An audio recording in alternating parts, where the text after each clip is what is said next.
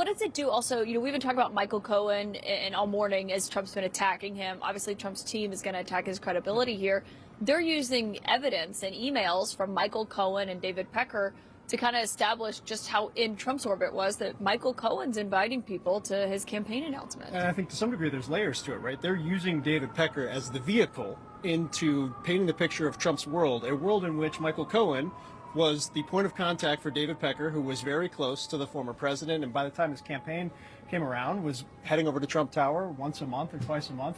I think what they're doing, and I think this email and this actual evidence is underscoring this point to some degree, is Pecker, they've established, very close to the former president.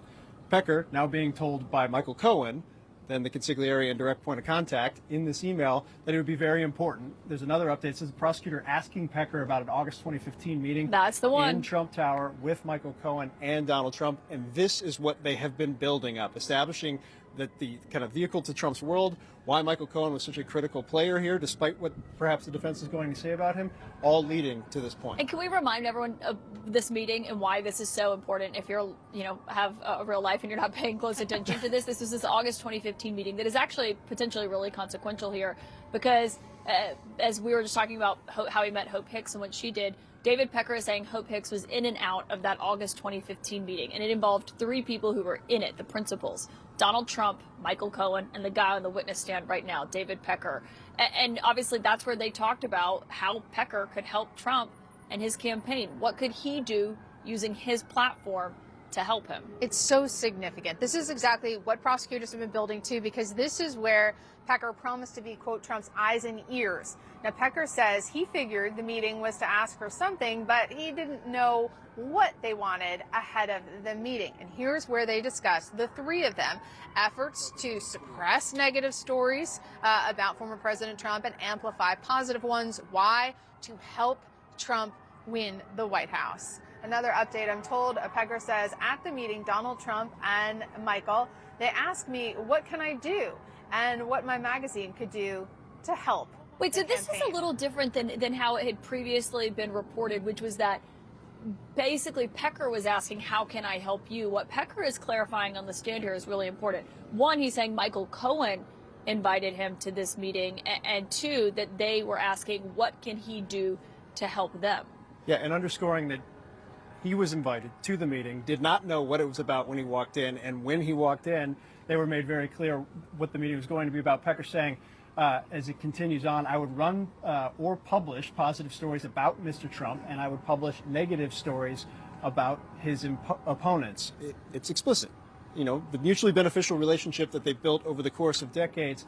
Now it's a campaign. Now they're having this meeting, a meeting that wasn't called for by Pecker, it was called for by Trump. Pecker continues on to say, I said that I would also be the eyes and ears. I said I would be your eyes and ears. So I have to bring in someone who knows a lot about David Pecker and the National Enquirer and covered both of them, the entity and the person, in depth, and that is the contributing writer to Vanity Fair, Brian Stelter, who is here. And Brian, as we're getting these updates, I'm going to read them to you live as we're getting them, just so you know what's going on and so everyone knows what's happening inside this courtroom. But Pecker is testifying about this meeting that they had at Trump Tower in August 2015 as the campaign was getting underway. And he just says that he was being asked, what can he do to help the campaign? And Trump is looking toward Pecker, but not really reacting as he is talking about their meeting and what they discussed and how they could use the National Enquirer to help him. Yeah, for Donald Trump, this is a profound betrayal. For David Pecker, one of his longtime friends, to be sharing all of these secrets. It's an incredible betrayal. But it is also a long time in the works. We know they have not spoken for years. This relationship broke up in 2018. But right now on this stand, we're hearing about 2015 and 2016. This incredibly beneficial relationship, almost like a spider web, with Trump and Michael Cohen and David Pecker all in the middle. And it's really striking to hear about Michael Cohen's involvement, not just in the payoff, but also in the more mundane matters. I remember Cohen once telling me about how he was the go-between between the Enquirer and Trump just to approve a quote that Trump was going to give to the Enquirer. So now Pecker is testifying to those exact same details and exposing how this very shady relationship worked. Caitlin, you just pointed out checkbook journalism is a really uncomfortable phrase. This has nothing to do with real journalism. This is just about using the checkbook and about using these magazines as propaganda in service of Trump. And as we're hearing on the stand, It worked really well for a long time. Yeah, well, and Brian, to speak to that, Pecker just recalled that he said, and this is a quote from David Pecker on the witness stand right now, if I hear anything negative or if I hear anything about women selling stories, I would notify Michael Cohen. Obviously, that's the heart of this entire case, is women selling stories. Basically, David Pecker found out, and he called Trump to let him know. This is how the Inquirer protected rich and powerful people, but only specific rich and powerful people. At the same time the Inquirer was being weaponized to help Trump win the election, it was also being used to destroy Hillary Clinton's campaign. And we're hearing about both sides. There's an important update, because Pecker says that Michael Cohen then would be able to have those stories killed in another magazine, or have them not to be published, or somebody would have to purchase them. Basically saying he was this, way to tip off Michael Cohen that women were out there and shopping around their stories about Donald Trump. I was once told by a former Inquirer executive that this idea of catch and kill was so common, it was so normalized, that people didn't even realize how morally compromised they were, how morally compromising it was. What we're hearing are really sleazy details about the scummy nature of some publishing, but for them it was normal, it was everyday work.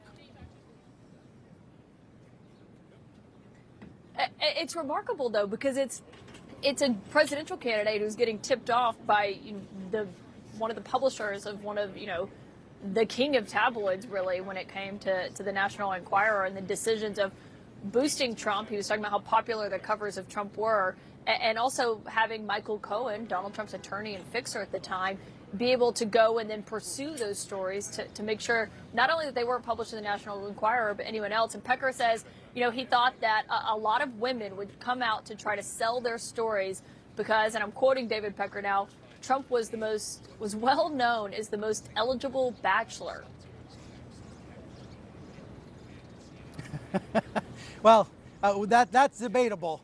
But I think this speaks to the mood music of today's testimony, which is that in the tabloid world, knowing where the bodies are buried can be a compliment. It can be a strategy.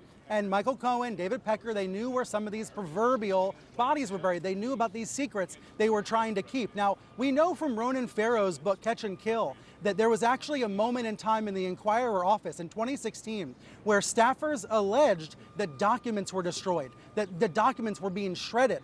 I'm really curious to see if Pecker's asked about that on the stand, because there's so much about this that Pecker's never talked about before in public until right now.